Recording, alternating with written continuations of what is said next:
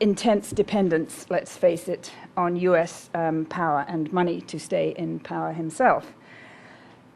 On the second question, can he negotiate authoritatively and close a deal? Now there's a more interesting question. If he's going to be able to close a deal, he is going to have to coordinate with all the other Palestinian forces, especially Hamas. To what extent will he seek and can he expect their cooperation? That, of course, is the central question that I'm looking at. There is a question around will he sincerely seek their cooperation, because there is a lot of bad blood between him and Hamas that has developed primarily in the last 2 years. Back in 2003 and 2005, for example, within the Fatah leadership, he was one of those who argued strongly for the need to coordinate with Hamas. But then something happened, as we all know, the attempted coup attempt in Gaza that Dahlan launched from the Fatah side against Hamas, which failed, was fairly rapidly and with some brutality repelled by the Hamas authorities in Gaza, at which point Dahlan retreated, and I think at that point Abu Mazen developed a strong grievance against Hamas, and he has, to say the least, not been forthcoming in the negotiations with Hamas ever since then. Now, we all know that the Egyptians have been the main party mediating Fatah-Hamas differences.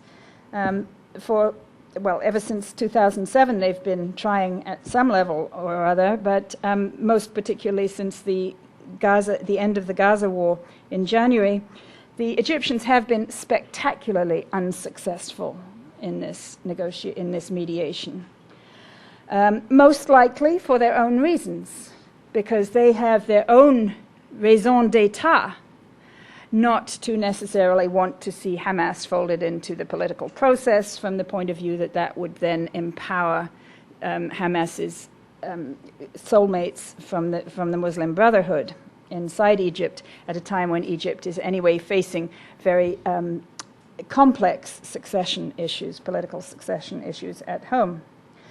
I think it might be appropriate if another mediator was encouraged to join in on this negotiation, just as with the prisoner exchange negotiations, when Hamas and the government of Israel finally realized that the Egyptians were stalling and not getting anywhere, they both agreed to call in the Germans, who have a fairly good reputation at knowing how to take the complex sequence of incremental steps that lead to successful prisoner exchanges.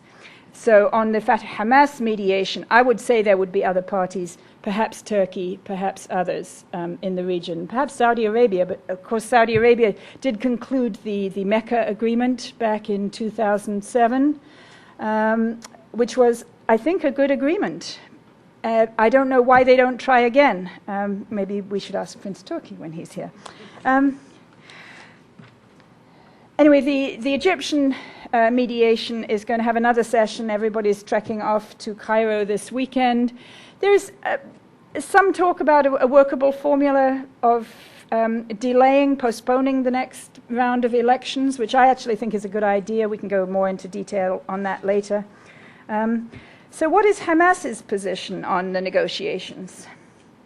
First of all, they don't seek direct inclusion in the negotiation team. This is an important point that will help George Mitchell or anybody else who's trying to figure out how to do this negotiation.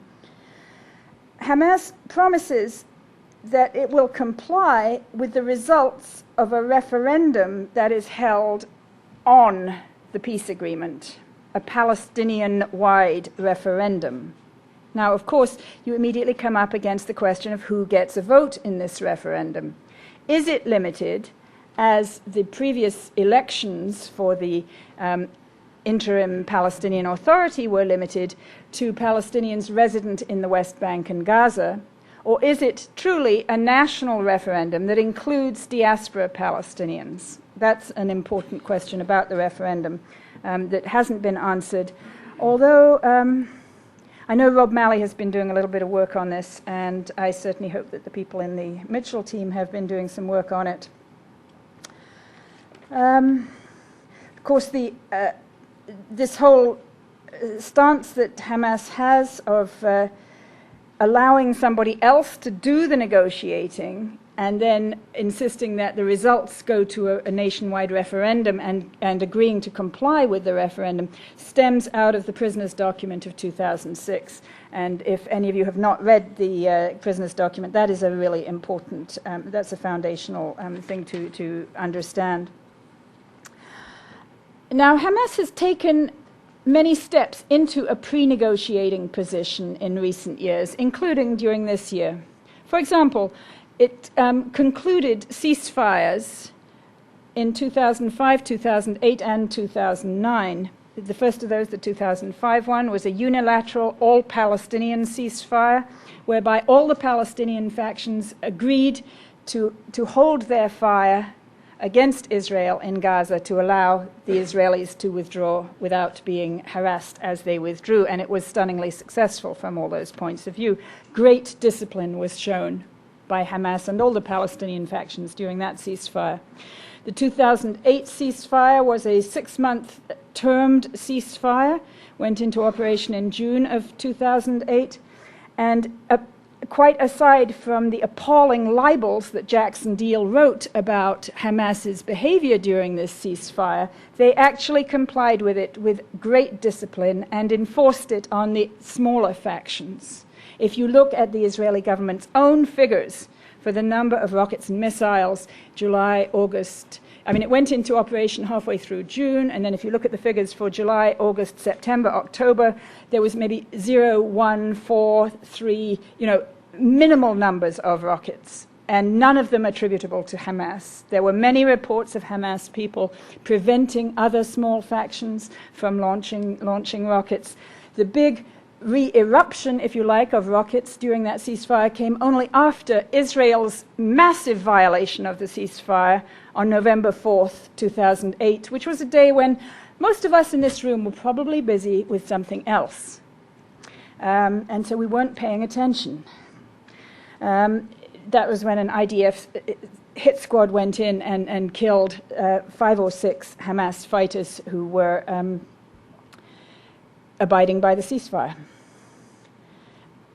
So anyway, we've seen Hamas's compliance with and policing of all those 3 ceasefires, 2005, 2008, 2009. And we saw also the action that they took against the Ansar Jundallah last month in Rafah in southern Gaza, which was an al-Qaeda-affiliated group in a mosque there, a very decisive and lethal action against the people affiliated with that organization. We've seen, amongst other pre-negotiating steps that they've taken, they've continued the negotiations with Fatah on reconciliation steps, in spite of what happened in June 2007, and they've continued to treat the Egyptians with great respect as the sponsors of those negotiations, even though, as I said, they haven't succeeded in anything. Finally, Khalid Mish'al, who is the duly appointed / elected head of Hamas and who speaks in its name quite clearly, has given interviews to me and to others this year in which he makes quite clear that he wants Hamas wants to be part of the solution and not part of the problem, in which he talked about the degree to which a peace agreement / long-term hudna with Israel based on a 2-state formula would end the conflict. Very far from the kind of rhetoric that was in the Hamas Charter of 1988.